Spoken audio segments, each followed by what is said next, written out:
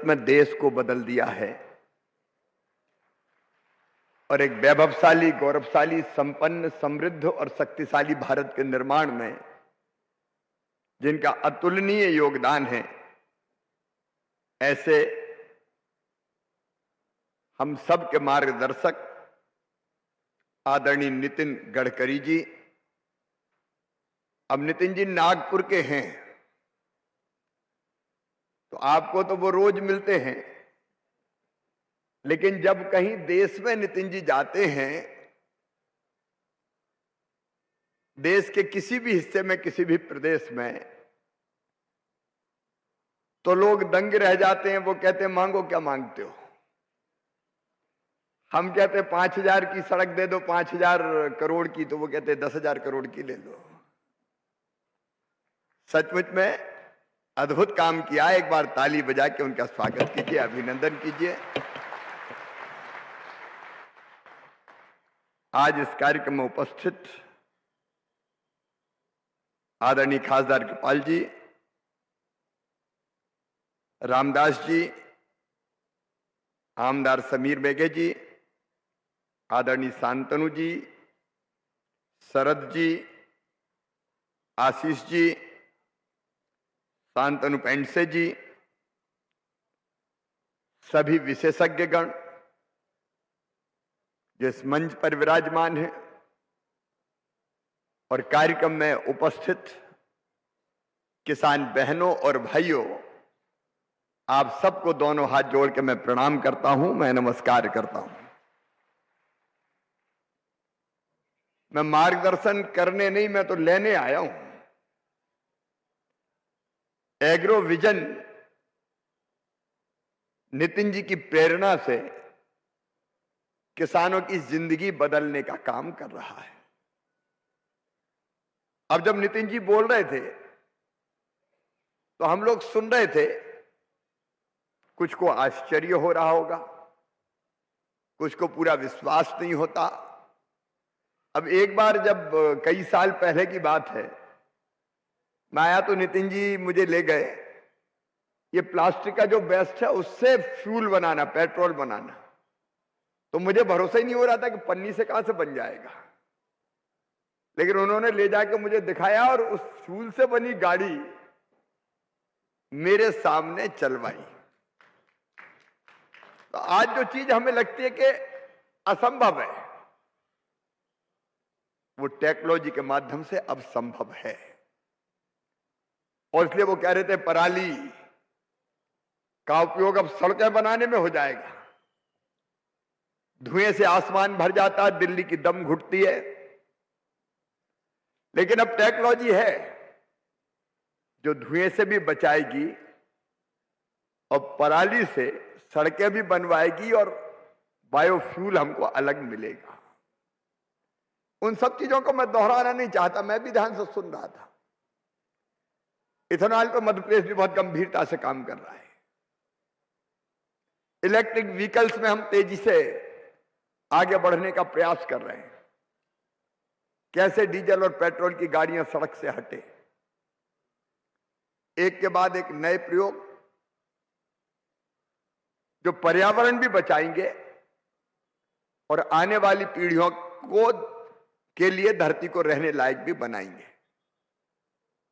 लेकिन मैं बहुत संक्षेप में मध्य प्रदेश के कृषि विकास की कहानी भी आपके सामने रखना चाहता हूं।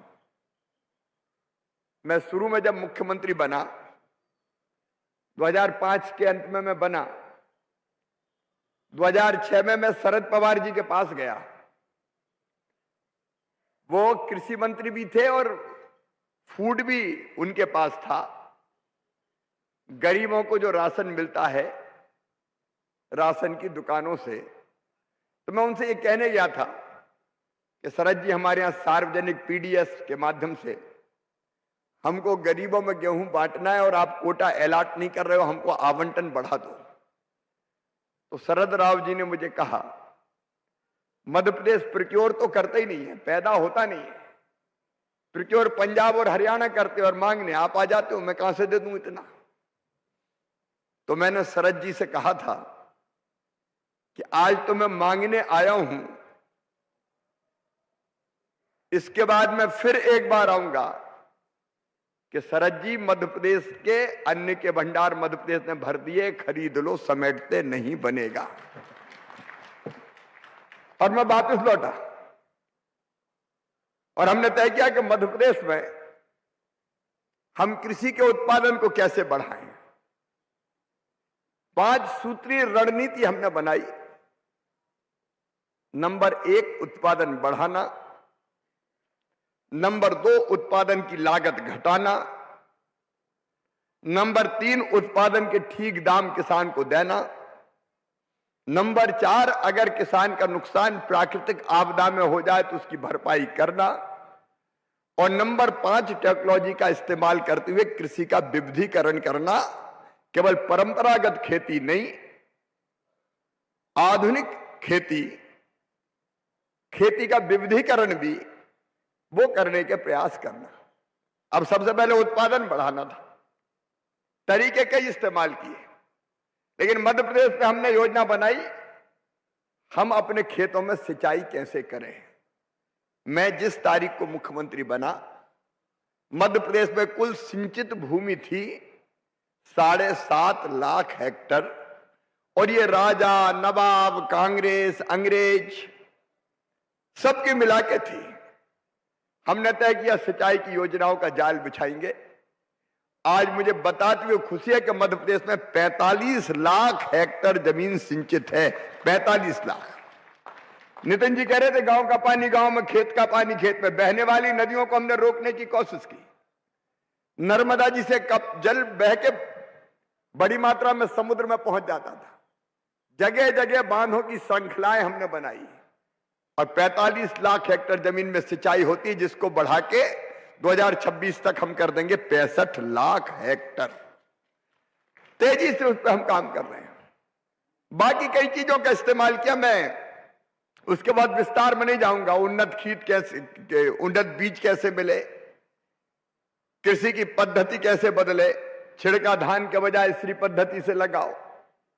लेकिन सबसे बड़ा चमत्कार किया सिंचाई ने, और हालत यह हो गई कि प्रणब दा आज नहीं है, लेकिन प्रणब दा और शरद राव जी दोनों लोकसभा में बैठे थे। मध्य प्रदेश में इतने गेहूं का उत्पादन हुआ कि चारों तरफ खेत में और आसपास पूरे प्रदेश में गेहूं के भंडार भरे पड़े थे, और जो न्यूनतम